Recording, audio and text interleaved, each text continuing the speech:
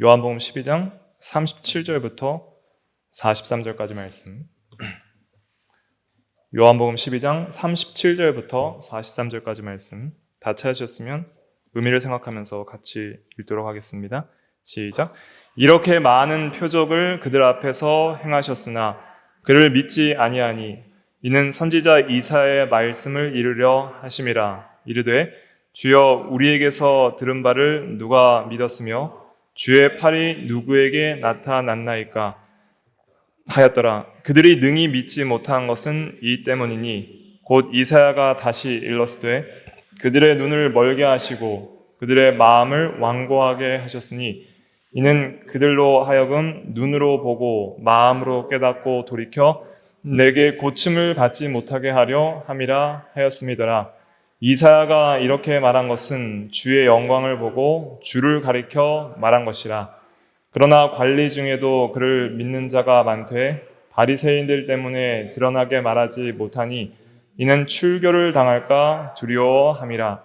그들은 사람의 영광을 하나님의 영광보다 더 사랑하였더라. 아멘. 이 시간 기독론 8번째 시간이죠. 그래서 그리스도의 인격 혹은 위격 3번째 시간으로서 오늘은 제목은 그리스도의 신성과 인성입니다. 그리스도의 신성과 인성. 지금까지는 한 인격 안에 두 본성에 대해서 좀 통합적으로 봤으면 오늘은 좀 신성과 인성을 구분해서 신성에 대한 말씀들 또 인성에 대한 말씀들을 좀 나누어 보면서 참 하나님이시면서 또 참 사람이신 그리스도에 대해서 좀 더 깊이 이해해 보도록 그렇게 하겠습니다. 오늘 읽은 본문을 보면은 이제 요한 사도가 서술하고 있는 내용인데요.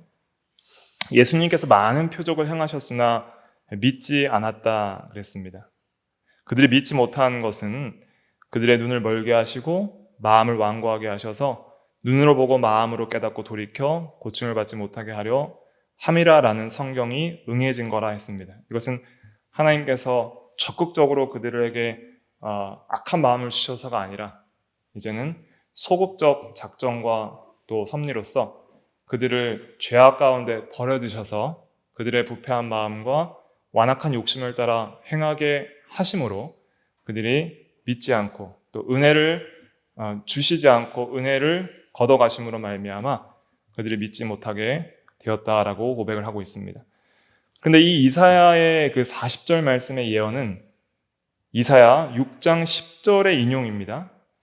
그래서 그때 이사야가 6장에서 만난 분은 누구냐면 만군의 여호와 왕이었어요. 이사야 6장에서 만군의 여호와 왕을 보게 되거든요.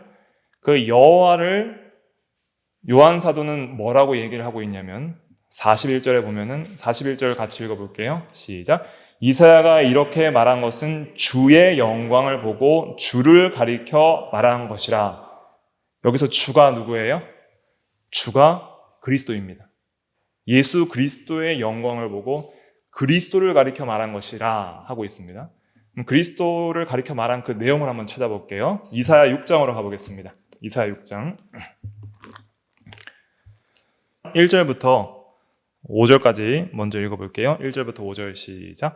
우시야 왕이 죽던 해에 내가 본즉 주께서 높이 들린 보좌에 앉으셨는데 그 옷자락은 성전에 가득하였고 스랍들이 모시고 섰는데 각기 6 날개가 있어 그 둘로는 자기의 얼굴을 가리었고 그 둘로는 자기의 발을 가리었고 그 둘로는 날며 서로 불러 이르되 거룩하다 거룩하다 거룩하다 만군의 여호와여 그의 영광이 온 땅에 충만하도다 하더라. 이같이 화답하는 자의 소리로 말미암아 문지방의 터가 요동하며 성전의 연기가 충만한지라. 그때 내가 말하되 화로다 나여 망하게 되었도다. 나는 입술이 부정한 사람이요 나는 입술이 부정한 백성 중에 거주하면서 만군의 여호와이신 왕을 배웠음이로다 하였더라. 예. 주의 영광을 볼 때 누구를 봤어요? 만군의 여호와이신 왕을 배웠다라고 하고 있습니다. 그럼 이 환상 중에 본 이 여호와의 영광은 누구예요? 예수 그리스도의 신성입니다. 말씀이 육신이 되어 오신 그 말씀이신 제2위격의 예수 그리스도의 참 하나님 되신 신성을 본 거예요. 그러니까 그 신성의 영광을 본 것이죠. 그래서 구약시대 때 하나님의 신년 있잖아요. 하나님께서 사람들에게 인식할 수 있도록 자기를 계시하시는 모든 신년은 예수 그리스도의 성육신 이전의 신년이라 보시면 돼요. 왜냐하면 그게 예수님께서 말씀으로 하시는 사역이에요. 말씀이라는 것은 하나님의 자기 계시거든요.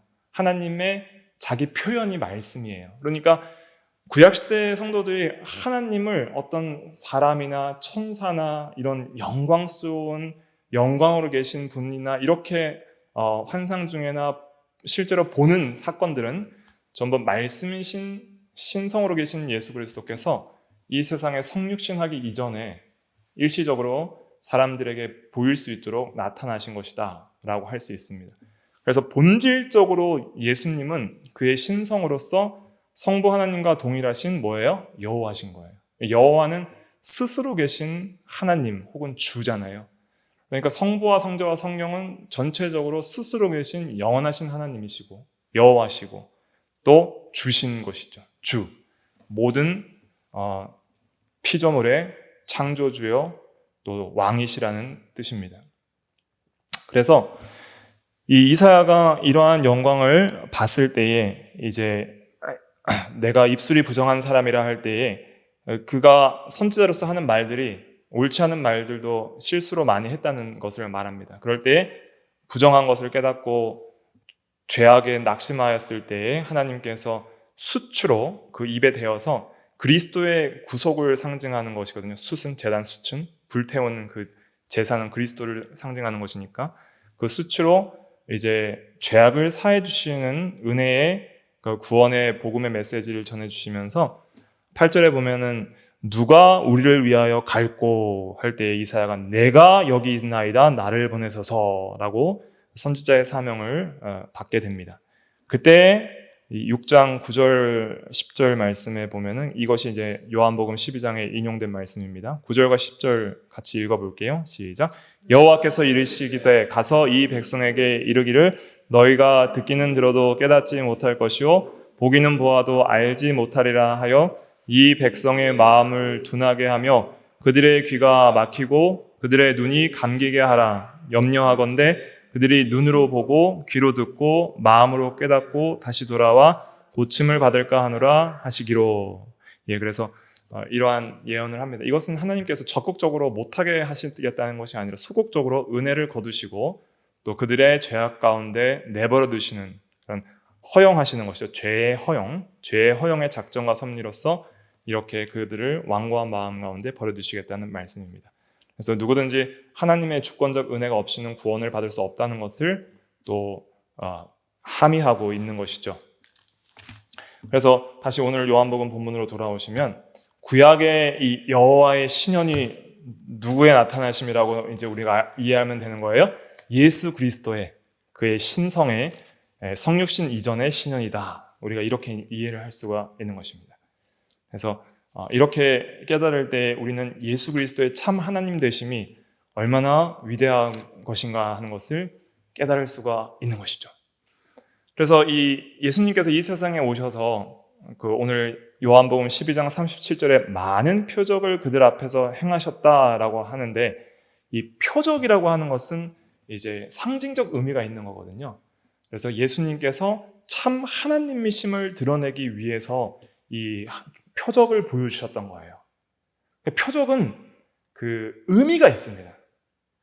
표적은 그 표적 자체로서의 효력이 있는 것이 아니라 표적을 통해서 이 복음을 전하시는 거예요. 진리를 전하시는 거예요. 사람들이 표적을 보고 그 표적의 이면적 의미를 깨닫는 것이 중요한 것입니다. 표적이라는 것은 그 이면적 의미를 깨닫게 하기 위한 그 어떤 보이고 느낄 수 있는 말씀으로서 주신 거기 때문에 그 믿음이 없이는 그 표적의 의미를 깨달을 수가 없는 거예요. 표적을 보고 항상 예수님이 누구시고 예수님을 믿어야 하는 믿음을 가지도록 그렇게 표적을 주신 것인데 사람들이 표적을 보고도 예수님을 믿지 않았다는 것은 그들의 마음이 얼마나 어두움 가운데 있었고 빛이신 예수님을 보지 못하는 그런 불신앙의 어두움 가운데 있었다는 것을 우리가 알 수 있게 되는 것이죠. 그래서 42절에 보면 그러나 관리 중에도 그를 믿는 자가 많되 바리새인들 때문에 드러나게 말하지 못하니 이는 출교를 당할까 두려워함이라.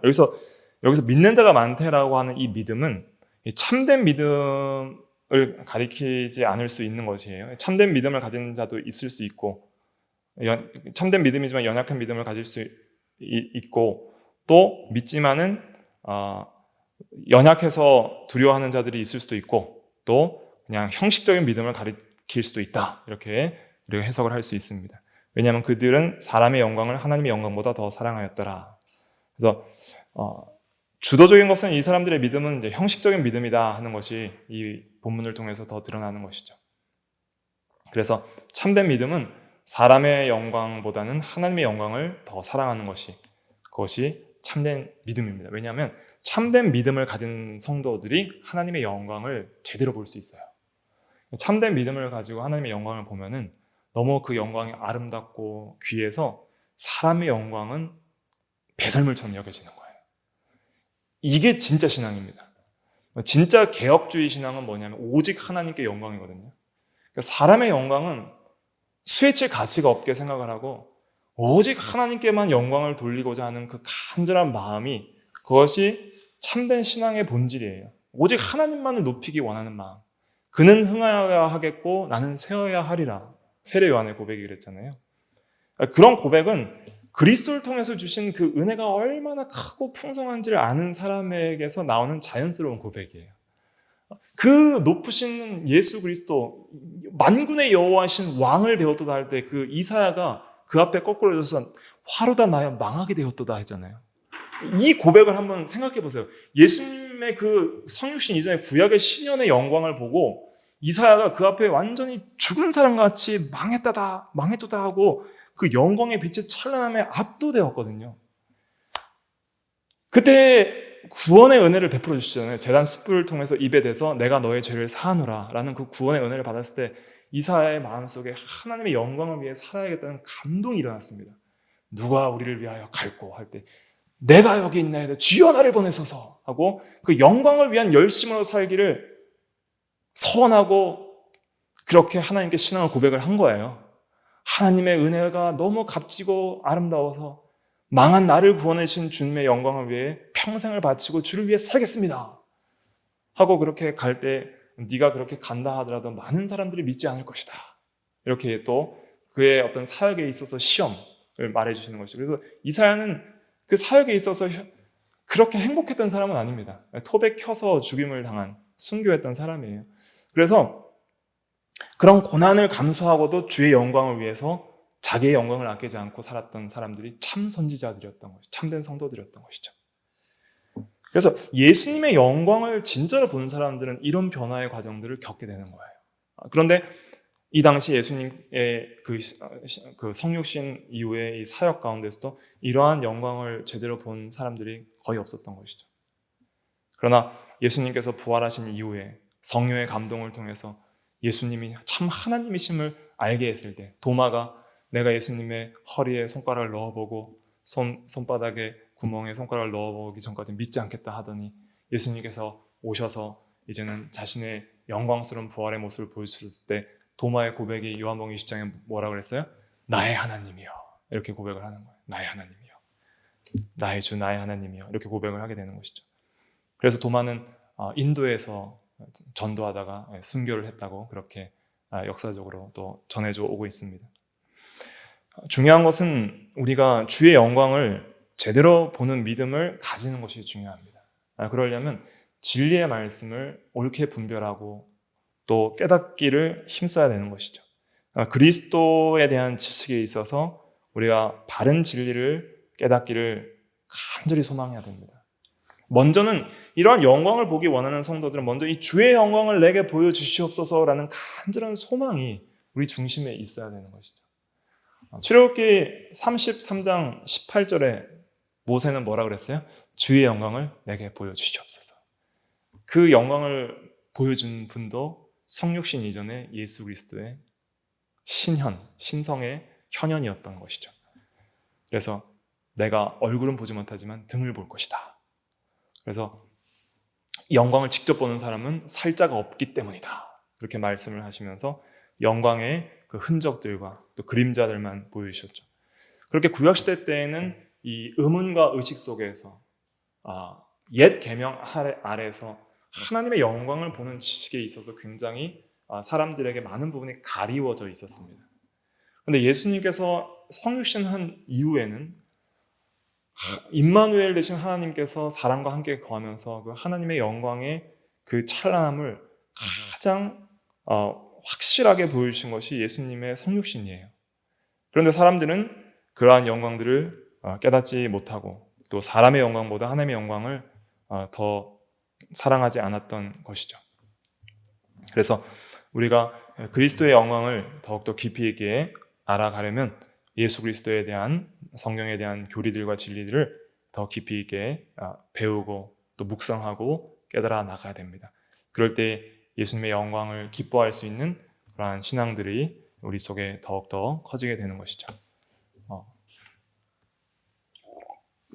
오늘은 이제 예수님의 신성과 인성에 대한 것들을 성경이 증거하는 진리 안에서 좀 살펴보도록 하겠습니다. 첫째로는 신성의 증거들이 있습니다. 신성의 증거들을 첫째로는 이제 기적 사건이 있습니다. 신성의 증거들 첫째로는 기적 사건. 그래서 하나님의 전능성을 보여주시는 거예요. 신성이라는 것은 이제 하나님의 속성과 같거든요. 그래서 하나님의 속성들은 하나님의 본질에 속한 것들이에요. 하나님이 아니고서는 이런 일을 할 수 없는 그러한 일들이 있습니다. 그 중에 대표적인 것이 첫째는 전능하신 능력을 나타내시는 기적 사건이 있는 것이죠. 그래서 많은 표적을 예수님께서 행하신 것도 예수님께서 참 하나님이심을 보여주신 것입니다. 예를 들면 풍랑 가운데 바다를 잠잠케 하신 사건이 마태복음 8장 26절로 27절에 기록되어 있잖아요. 그래서 예수님께서 배를 타고 제자들과 가시는데 예수님께서 배 뒤에서 곤히 주무시고 계시는 거예요.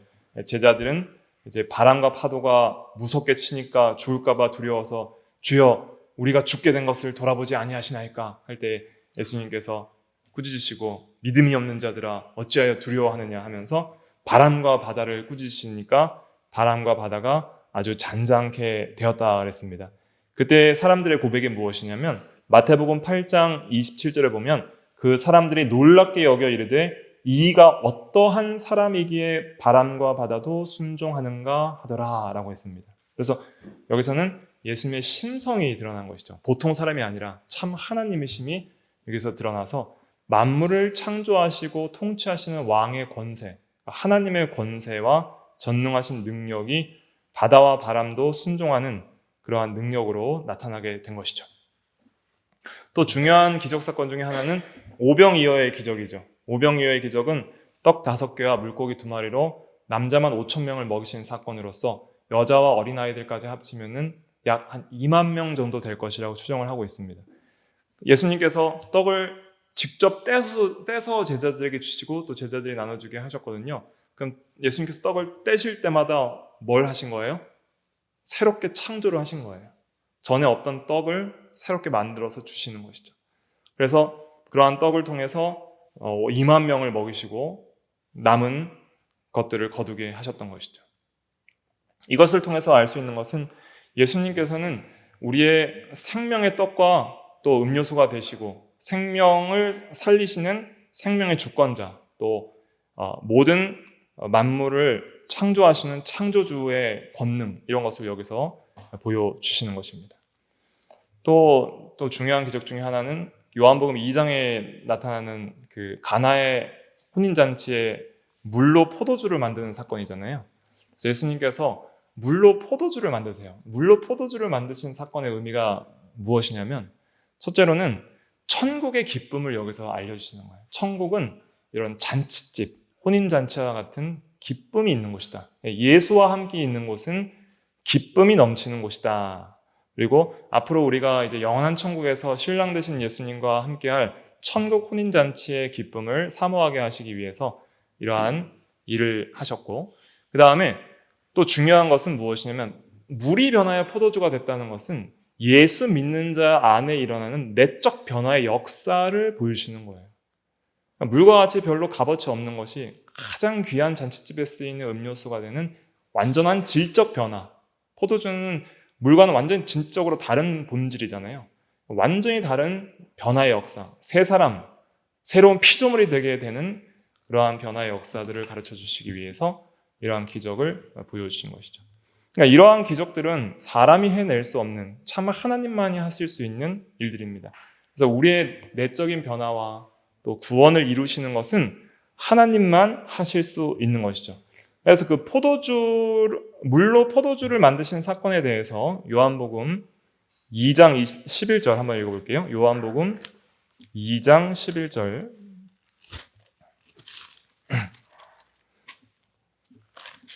같이 읽어볼게요. 시작. 예수께서 이 첫 표적을 갈릴리 가나에서 행하여 그의 영광을 나타내심에 제자들이 그를 믿으니라. 예. 그래서 그의 영광은 바로 하나님의 신적 영광을 가리키는 것이죠. 그런 영광을 나타내실 때 제자들이 믿었다라고 하고 있습니다.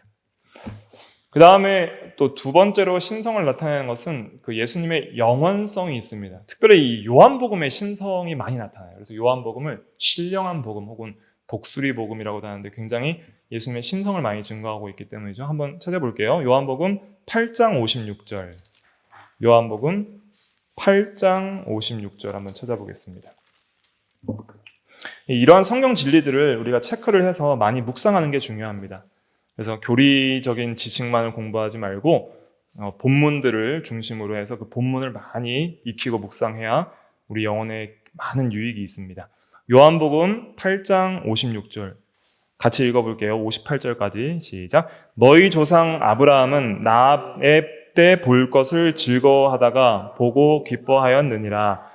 유대인들이 이르되 내가 아직 50세도 못 되었는데 아브라함을 보았느냐. 예수께서 이르시되 진실로 진실로 너희에게 이르노니 아브라함이 나기 전부터 내가 있느니라 하시니. 그래서 그들이 돌을 들어 치려 하거늘 예수께서 숨어 성전에서 나가시니라 그랬죠. 그래서 예수님께서 아브라함은 나의 때 볼 것을 즐거워하다가 보고 기뻐했다 그랬습니다. 그러니까 아브라함보다 한참 후배의 후손인 예수님이 아브라함보다 먼저 있었다는 말씀을 하고 있는 것이죠. 그리고 또 예수님께서 신성으로만 계시다가 이제 성육신하여 그 여자의 후손 아브라함의 자손으로 날 것, 그것을 또 약속을 바라보고 믿었다는 것을 말하고 있는 것입니다. 은혜 언약 안에 아브라함 언약을 보고 믿었다는 것이죠. 그때 예수님께서는 그때 몇 살쯤 되셨어요? 약 한 30세쯤 됐다라고 성경은 표현하고 있습니다. 네, 50세도 안 됐는데 아브라함을 보았느냐 이러니까 예수님께서 아브라함이 나기 전부터 내가 있느니라. 이것은 하나님의 성품 속성 중에 어떤 속성이에요? 영원성이죠. 영원성. 이 영원성은 시작도 없고 끝도 없는 것입니다. 항상 있는 거예요. 영원은. 그래서 예수님은 언제부터 계셨어요? 예수님은 언제부터 계셨어요? 그리스도의 신성은 언제부터 있었습니까? 영원 전부터 있었습니다. 그런데 이제 이걸 구분하셔야 됩니다. 그리스도의 신성은 하나님의 아들의 신성이잖아요. 그러니까 제2위 성자, 아들의 신성이기 때문에 아들은 아버지로부터 나신 분이죠. 그래서 아버지께서 나를 보내셨고 아버지로부터 났다라는 표현들을 성경에서 하고 있기 때문에 예수님은 아버지로부터 나신 분이에요. 그런데 예수님은 영원하신 분이니까 그래서 교리적으로는 신앙 고백서에서 어떻게 표현하냐면 삼위일체를 성부는 아무에게도 나시지 아니하고 성자는 하나님으로부터 어떻게 나세요? 영원히 나신다라는 표현을 써요. 영원히 나신다. 나기는 났는데 시작이 있다는 말이에요? 없단 말이에요? 없다는 거예요. 이 표현이 되게 중요합니다. 그래서 하나님 아버지로부터 영원 출생을 하시는데 시작이 없어요. 출생은 하는데 항상 아버지와 함께 계셨고 아버지와 안 계신 적은 없는 분이 성자 하나님입니다. 그러나 성부가 아버지이고 성자가 아들이기 때문에 성부와 성자의 관계에 있어서는 영원 출생인 거예요. 그래서 성령은 아버지와 아들로부터 영원히 나오신다 혹은 발출하신다 이렇게 우리가 교리적으로 표현하는데 성경이 그것을 증거하고 있기 때문입니다. 왜냐하면 성령은 아버지께서 보내시는 성령, 또 아들이 보내시는 성령이라고 성경이 특별히 요한복음에서 증거하고 있기 때문입니다. 그래서 예수님은 신성으로서는 아버지로부터 나신 아들이지만 영원 출생이기 때문에 시작이 없어요. 그래서 예수님은 안 계신 적이 있어요, 없어요? 없다. 예수님의 신성은 안 계신 적이 있어요, 없어요? 없다는 거예요. 근데 안 계신 적이 있다라는 이단이 누구 이단이었어요? 저번 주에 할 때 아리우스라는 사람이 있었습니다. 아리우스. 예수님이 안 계신 적이 있고 첫 번째 피조물이다. 이것이 아리우스 이단입니다. 이단 이단이 이제 오늘날 여호와 증인 같은 이단이 될 수 있겠죠. 그 다음에 예수님의 전지성을 알아보겠습니다. 전지하심, 모든 것을 아시는 것이 예수님의 신성의 증거인데, 요한복음 1장 48절 한번 찾아볼게요. 요한복음 1장 48절. 요한복음에 잘 나타나 있습니다. 요한복음 1장 48절. 같이 읽어볼게요. 시작. 나다나엘이 이르되 어떻게 나를 아시나이까? 예수께서 대답하여 이르시되 빌립이 너를 부르기 전에 내가 무화과 나무 아래 있을 때에 보았노라. 나다나엘을 처음 만나서 말씀하시는 내용인데, 예수님이 나다나엘과 함께 이 땅 멀리 떨어져 있을 때 빌립이 먼저 나다나엘에게 가서 전도를 해요. 와서 보라. 이렇게 할 때에 이제 나다나엘이 예수님을 만나게 되는데, 예수님이 나다나엘을 만나자마자 보라, 이는 참 이스라엘 사람이라 그 속에 간사한 것이 없도다라고 나다나엘을 중심을 평가를 하시니까 어떻게 나를 아시나이까 할 때에 빌립이 너를 부르기 전에 무화과 나무의 아래 혼자 있을 때 보았노라. 혼자서 뭐 했을까요? 아마 성경에 나와 있지 않지만 기도하고 있었을 거라 생각을 합니다. 기도하거나 또 하나님을 찾거나 하나님의 말씀을 묵상하거나 할 때 예수님께서 그 신앙의 중심에 간사한 것이 없는 참된 신앙을 가진 것을 봤다는 거예요. 이것이 예수 그리스도의 신성의 전지성을 가리키는 것이죠. 그 전지성에 대해서 또 명시적으로 나오는 것이 2장 25절에 있습니다. 2장 25절 같이 한번 읽어볼게요. 2장 25절, 요한복음 2장 25절 시작. 또 사람에 대하여 누구의 증언도 받으실 필요가 없었으니 이는 그가 친히 사람 속에 있는 것을 아셨음이니라. 그래서 예수님은 사람의 마음을 다 아십니다. 전지하심이에요. 그래서 그 시험하는 자들이 있을 때 예수님께서는 그들이 속으로 이렇게 생각하는 줄을 그 중심에 아시고 이르신다는 말씀들이 있거든요. 마가복음 특별히 2장 8절 같은 데 보면, 그래서 사람의 속과 중심에 불신앙도 아시고 참된 신앙도 아시는 거예요. 그래서 악한 마음을 품는 불신앙도 보시고 간사한 것이 없는 참된 신앙도 보신다. 예수님께서 이런 걸 다 보고 계신다 하는 것을 우리가 성경이 증거하는 것을 통해서 참으로 예수님은 하나님이시다 하는 것을 깨달을 수가 있는 것이죠. 그래서 우리가 교리적으로 예수님께서 참 하나님이시다 하는 것을 믿을 때 그냥 단순하게 그냥 하나님이시겠지라고 믿는 것이 아니라 이런 것들을 이제 포괄적으로 이해하면서 믿어야 되는 거예요. 그래서 예수님이 나를 보고 계시는구나. 예수님이 내 마음을 아시는구나. 예수님이 또 영원히 계셨고 예수님은 부활이요 생명이요 능력이시구나. 그 능력의 하나님이 세상 끝날까지 나와 함께 하시구나. 이런 것들을 깊이 있게 포괄적으로 믿어야 되는 거예요. 그때 신앙의 힘이 발생하거든요. 자, 예수님께서 이제 인성으로는 부활 승천하셨지만은 세상 끝날까지 우리와 함께 계신다는 말씀, 마태복음 28장에 있죠. 그 전에 마태복음 18장을 또 찾아보겠습니다. 마태복음 18장과 28장이 함께 한다는 건데 절은 똑같아요. 20절입니다.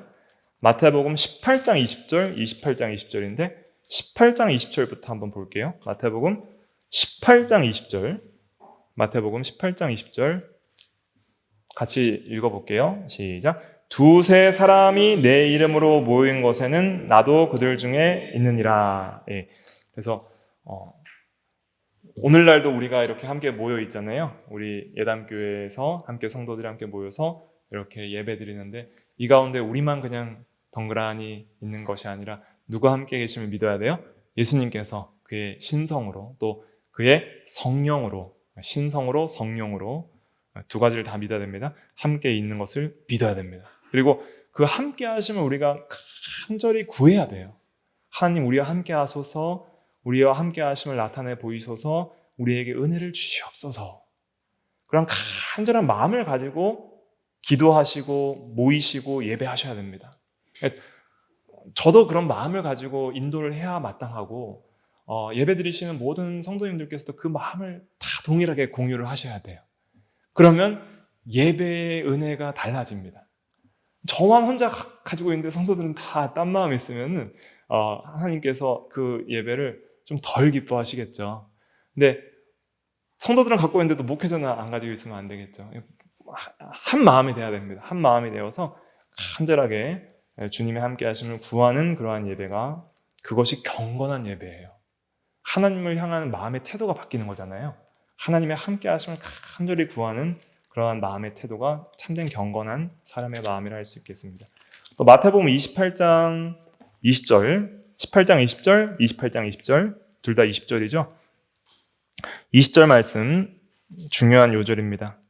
다 외우시고 또 묵상하셔야 될 요절이죠. 같이 읽어보겠습니다. 마태복음 28장 20절 시작. 내가 너희에게 분부한 모든 것을 가르쳐 지키게 하라. 볼지어다 내가 세상 끝날까지 너희와 항상 함께 있으리라 하시니라. 아멘. 그래서 예수님이 우리와 함께 하신다는 것은 무소부재하다는 거예요. 무소부재하다는 것은 안 계신 곳이 없다는 뜻이죠. 어디에나 계신 분이다 하는 것을 믿어야 됩니다. 예수님은 인성으로는 장소성이 있죠. 이곳에 계시다가 갈릴리로 가시고 유대로 가시고 이 땅에 계시다가 부활하셔서 승천하셔서 이제는 안 계시죠. 떠나셨지만 여전히 우리와 함께 하시고 마음속 깊이 함께 하시고 두세 사람이 모인 곳에 함께 하시는 예수님이시다. 그의 신성으로 함께 하시고 성령으로 함께 하신다. 이것을 믿는 것이 정말 중요합니다. 하나님이 함께 하신다 하는 것을 믿는 것이 우리 신앙에 있어서 우리의 경건한 마음의 태도를 많이 바꾸게 됩니다. 그 함께 하심을 늘 생각하는 사람이 돼야 됩니다. 우리 신앙이 타락하는 이유는 첫째로 마음으로부터 예수님의 함께 하심을 믿지 않고 예수님을 떠남으로부터 시작되는 것이죠. 늘 주님이 나와 함께 하신다는 것을 믿는다는 것은 마음과 생각과 말과 행동에 있어서 항상 경건한 자세를 가질 수밖에 없는 그런 조심성을 불러일으키게 되는 것입니다. 그 다음에 또 예수님의 이 편재성 혹은 무소부재성이라고 할 수 있죠. 어디에나 계신 그 속성을 편재하다. 모든 넓을 편 있을 때 모든 곳에 계신다. 혹은 무소부재, 안 계신 곳이 없다 하는 그런 의미로 이렇게 표현을 할 수 있습니다. 그 다음에 예수님의 신성의 증거 중에 하나는 또 주권성이 있습니다. 주권성. 그래서 특별히 마태복음 5장에 나타나는데 찾아보지는 않고 예수님께서 산상수훈 그 교훈을 하실 때 나는 너희에게 이르노니, 옛사람에게 이른바 이런 일이 있지만은 나는 너희에게 이르노니, 나는 너희에게 이르노니라는 말씀을 많이 하시거든요. 선지자들은 여호와께서 말씀하시되 이렇게 말씀을 대언하지만 예수님은 여호와 자신이시기 때문에 하나님의 신성의 권능을 가지고 하나님의 말씀을 직접 나의 말씀처럼 여기시는 거예요.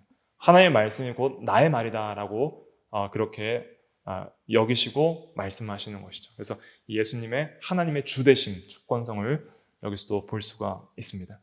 또 예수님은 생명 그 자체이시고 그리고 죽이고 살리시는 그 권한이 자신에게 있어요. 자, 그러면 질문을 드리겠습니다. 예수님의 그 인성의 목숨이 십자가에서 죽으셨잖아요. 자, 그 죽으신 그 죽음은 예수님께서 자기의 주권적인 권위로 내어주신 거예요? 아니면 어쩔 수 없이 죽은 거예요? 자기의 주권적인 권위로 스스로 내어주신 거예요. 예수님께서 자기의 주권적인 권위로 자기의 목숨을 스스로 내어주시지 않으면 아무도 죽일 수가 없어요. 그렇기 때문에 때가 이르기 전에 예수님을 돌로 치려 했던 자들이나 예수님을 죽이려 했던 자들이 있었지만 예수님께서는 피하여서 그 사이로 지나가셨죠.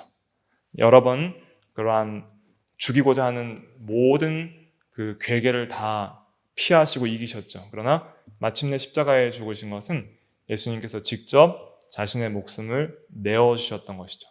그러면은 부활할 수 있는 권세도 누구에게 있어요? 예수님께 있는 거예요. 예수님은 내어주실 수 있는 권세도 있고 다시 그것을 취하실 수 있는 권세도 있어요. 그러니까 그의 인성이 그냥 힘없이 그냥 어쩔 수 없이 죽었다가 그냥 다른 하나님의 성부와 성령만이 살리신 것이 아니라 예수님의 신성이 예수님의 인성을 내어주시고 그것도 신성의 능력이 다시 예수님의 인성을 살리신 거예요. 부활도 삼위일체의 모든 사역이거든요. 근데 또 예수님께서도 자신의 신성의 능력으로 부활하셨다는 것을 우리가 또 믿어야 됩니다. 요한복음 10장 17절 한번 찾아볼게요. 요한복음 10장 17절. 오늘은 성경을 너무 많이 찾죠? 근데 성경 찾는 걸 좀 재미를 들리셔야 됩니다. 그래서 성경을 많이 찾는 게 좋아요. 왜 많이 찾는 게 좋은 줄 아세요? 우리가 이 책으로 된 이렇게 종이로 된 책을 읽는 게 기억에 더 많이 남습니다. PPT 띄워드리면 그냥 읽어서 보시기 편하잖아요. 그런데 이거는 기억에 잘 안 남아요. 그런데 이건 지금 우리가 찾으면서 뭐도 기억하냐면 페이지와 그 페이지에 어디 위치에 있는지를 기억을 하거든요. 그 공간을 기억하기 때문에 기억이 많이 남을 수 있기 때문에 많이 찾으시는 것이 더 그 성경을 이해하기에 더 도움이 많이 됩니다. 요한복음 10장 17절과 18절 같이 읽어볼게요. 시작. 내가 내 목숨을 버리는 것은 그것을 내가 다시 얻기 위함이니 이로 말미암아 아버지께서 나를 사랑하시느니라. 이를 내게서 빼앗는 자가 있는 것이 아니라 내가 스스로 버리노라. 나는 버릴 권세도 있고 다시 얻을 권세도 있으니 이 계명은 내 아버지에게서 받았노라 하시니라. 그래서 다시 버릴 권세도 있고 다시 얻을 권세도 있다. 그러니까 예수님은 그의 신성으로는 죽이기도 하시고 살리기도 하시는 하나님이다 하는 걸 볼 수 있는 거예요. 자기 인성도 죽이기도 하시고 살리기도 하실 수 있는 생명의 주권자가 예수님이에요. 그러니까 얼마나 놀라운 진리입니까?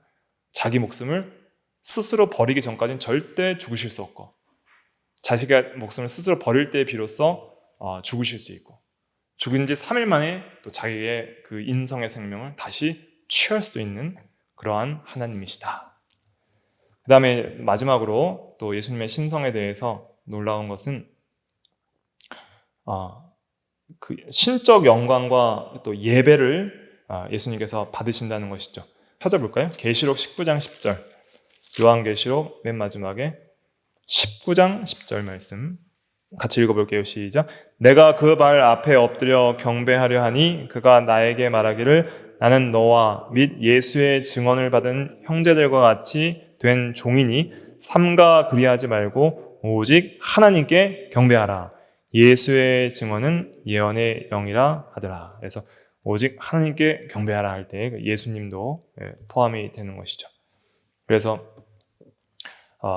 빌립보서 2장 11절에 보면은 모든 입으로 예수를 주라 시인하여 모든 무릎이 예수의 이름에 꿇게 하시고 입으로 예수를 주라 시인하게 된다는 말씀이 빌립보서 2장 10절부터 11절에 나오게 됩니다. 그래서 예수님은 그 예배를 받으시는 하나님이신 것이죠.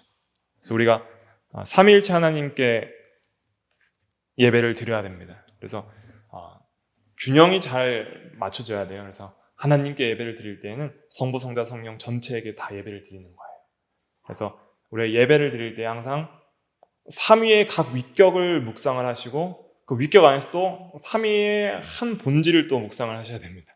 그래서 삼위의 각각을 생각할 때에 한 본질을 생각하게 되고 한 본질을 생각할 때에 각 위격을 생각하게 돼요. 그래서 이 삼위일체 신앙이 왜 중요하냐면 하나님을 제대로 이해하려면 삼위 각각을 잘 이해를 하려고 해야 됩니다. 그래서 성부도 잘 이해하고 성자도 잘 이해하고 성령도 잘 이해해서 성령 안에서 성자 그리스도를 따라 그리스도를 통하여 성부 하나님을 예배하려 할 때에 삼위의 각각의 이해를 통해서 한 본질에 가게 되는 거예요. 이게 신비인데 삼위를 우리가 깊이 있게 이해하다 보면 한 본질이신 하나님 되시면 우리가 깊이 있게 이해할 수 있고 하나님 되시면 우리가 이해하기를 또 힘쓰다 보면 또 삼위 각각을 또 이해하게 됩니다. 그러니까 삼위의 하나님과 삼위의 일체 하나님의 삼위 되심과 한 본질 되심은 그 연관성이 있는 거예요. 하나를 알 때 삼을 알고 삼을 알 때 하나를 아는 그런 신비가 있는 것이죠. 그렇게 해서 우리가 또 삼위일체 하나님을 잘 바르게 예배해 나가야 되겠습니다.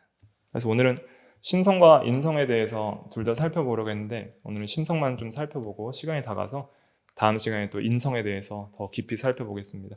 신성은 또 우리가 하나님의 속성에 대해서 또 공통된 부분들이 많이 있죠.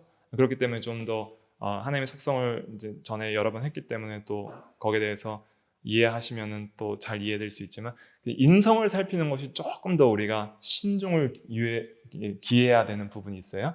인간의 몸과 영혼, 또 의지 이런 것들을 살피면서 예수님의 신인 양성 1위 되심을 깊이 있게 이해해야 할 필요가 있습니다. 그래서 저번 시간에 말씀드린 그 어떤 이단들에 대한 것들도 좀 복습을 해오시면 좋겠어요. 그러면은 그것들을 왜 꼭 이단으로 정죄해야만 하는지, 그리고 정통교리가 왜 중요한지, 이런 것들을 우리가 왜 알아야 되는지, 그런 것들을 계속 이해해야 될 필요가 있습니다. 그래서 이런 것들을 이해함으로써 우리가 우리 신앙에 적용할 수 있는 부분들이 많이 있음을 깨달을 수 있죠.